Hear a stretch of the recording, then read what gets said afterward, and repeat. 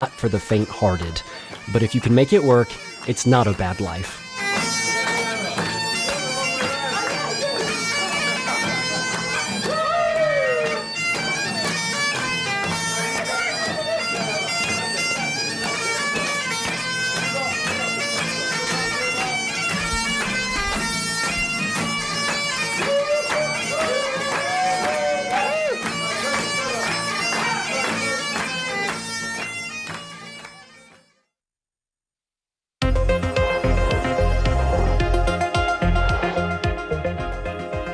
Hey, I'm Zoff with the catch-up.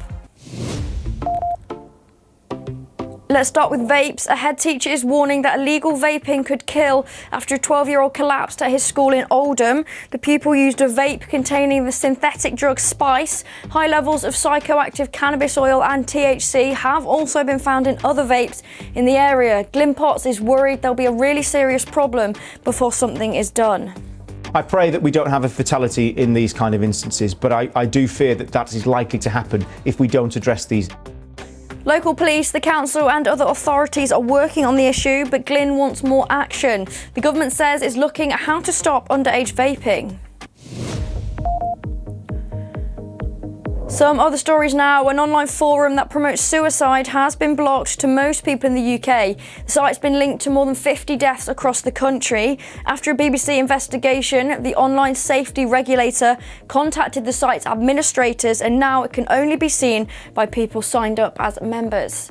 And 14-year-old Seth from Wales is helping to making gaming more accessible. Seth has a rare muscle wasting condition which affects his movement. He's been testing the latest version of Just Dance and spoke to designers and choreographers about a new routine for people in wheelchairs. The 2023 version of the game is the first with the more accessible dance, and Seth is hoping for more in the future.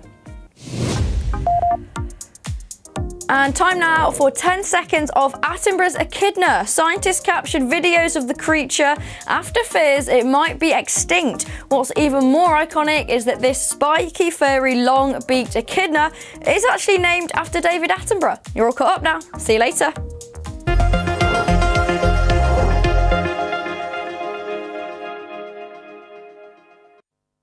Hello there.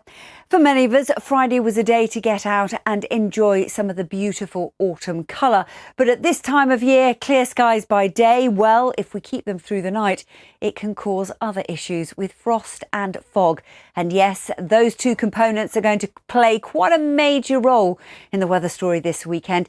Saturday will be the driest of the 2 days. There's some rain around on Sunday. More details on that in just a moment, but it will be a chilly start. Quite widely we'll see low single figures, particularly in sheltered central and eastern areas.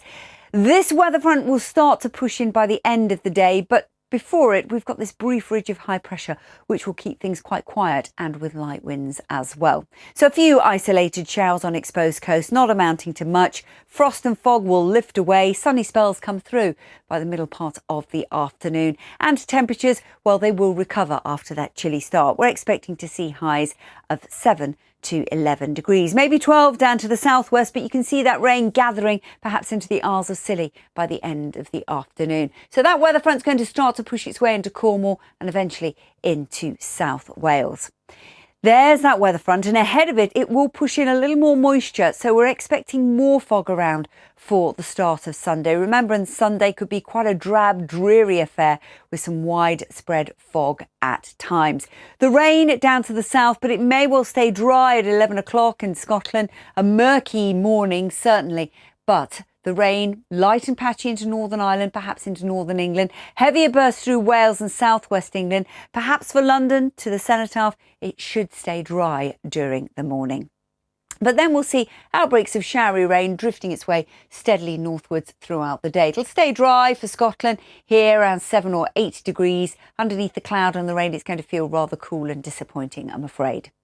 Then as we move out of Sunday into Monday, we start to see the wind direction swinging back to more of a westerly or a southwesterly, and that's going to introduce milder, but unfortunately, once again, it's going to introduce some wetter weather. So our week ahead, a little more unsettled with showers or longer spells of rain at times.